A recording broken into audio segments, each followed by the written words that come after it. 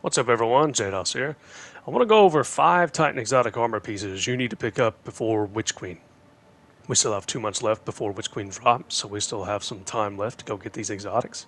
All of them can be target farmed in Legend and Master Lost sectors. Remember, these do rotate daily, so make sure you check your map to see where they are and what each of them are dropping. We have some very strong builds right now that can make very fast work of these lost sectors, so they're not extremely hard to farm right now. Another way to farm exotic armor in general are Master and Grandmaster Nightfalls. If you like content like this and feel as though I put out quality content, if you don't mind to hit that like button, subscribe to my channel. Something I've wanted to do for a while now, I'm finally getting to it. So without further delay, let's get into our exotics. We're going to start here with helmets. First off, it's going to be Helm of Saint 14, possibly the best exotic helmet to pair with our Ward of Dawn. It allows you and your allies to retain the overshield from bubble even after walking out of it, and it even blinds enemies to walk into your bubble for easier at control.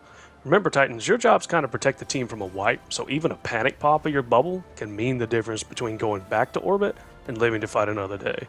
You give your teammates excellent defenses when in the bubble, and even a juicy Weapons of Light buff, which is a 35% weapons buff. This is excellent in all levels of play, whether you're playing basic strikes or even GMs and raids. Also, side note, I never used Lament, so don't roast me too hard on that clip, but check this sword drop. This sword has an extremely low chance to drop, and is certainly the best out of the 2 swords we got in the anniversary loot. This thing is really cool looking. Look at the void on it. God, that looks so cool. But yeah, it looks like my YouTube loot perk is finally activated, so we'll give it a clap on that, and we'll move along. Moving on to exotic gauntlets here. First up, we have the Ursa Furiosus. Move faster when your banner shield is active, and regain super energy based on how much damage you've blocked with your banner shield. This is the perfect exotic to pair with the Middle Tree Sentinel, and is even a staple for some players in high-end content like GMs. As you can see in the gameplay, the Ursine Guard buff will appear on your left side to let you know that your perk is active.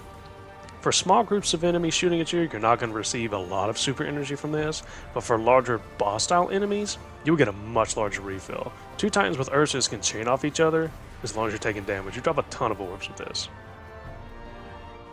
Next up here, we have the exotic arm Syntheseps. Being surrounded by enemies increases lunge range, improves melee and super damage when surrounded by 3 or more enemies. These are an essential part of a lot of Hammer Titan builds, one of them I'm currently using here. When surrounded by 3 or more enemies, you will get the exotic buff Biotic Enhancements on the left side of the screen, giving you a 50% damage buff. This buff does affect your charged and uncharged melee and super damage. These are a ton of fun. Moving on to chest pieces here, I only have one of them for you. That's not to say that other Titan chest pieces are bad, but this thing is an absolute menace. This is Curious of the Falling Star. This greatly increases Thundercrash damage, and you gain an overshield that lasts longer the further you fly before you smash your target. The damage increase is extreme. It's a whopping 100% damage increase at impact. The background footage speaks for itself. This thing is a must for every Titan wanting to Thundercrash. It's just too good at the moment. Just look at the devastation this thing causes. Yee! Finally, we move on to our legs. One of the best ad clear legs in the game right now is Dune Marchers. They see a large amount of play in PvP, but I'm going to show you how well they can perform in PvE. Our exotic trait here, we have increased sprint speed. Sprinting builds a static charge.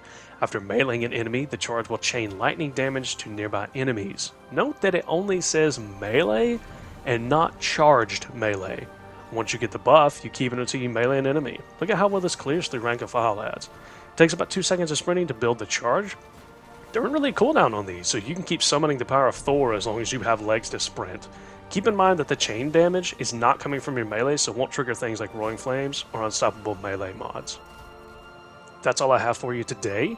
There are a few more Titan exotics you should probably pick up and look out for, but I feel like this is a good base for a new player, maybe a returning player that don't have some of these exotics, things like that. I'm trying to keep the length down on these videos as much as I can. I plan on doing 5 Warlock and 5 Hunter exotics as well, so I know time is a very important commodity for everyone, and I know that a lot of people are lacking a lot of time, so if you have stuck with me for this long, I greatly appreciate it, and hope you all have a great day, and as always, take care, Guardians.